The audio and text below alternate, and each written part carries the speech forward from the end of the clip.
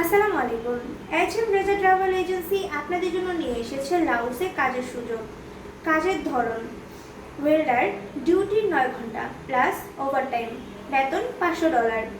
Electrician worker, duty 9 ঘন্টা plus overtime, বেতন $500। লবণের ফ্যাক্টরি, ডিউটি 8 ঘন্টা প্লাস ওভারটাইম, বেতন $350।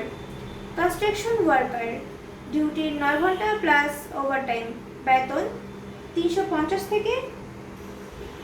লবণের ফ্যাক্টরি, ডিউটি 9 ঘন্টা প্লাস ওভারটাইম, বেতন $350।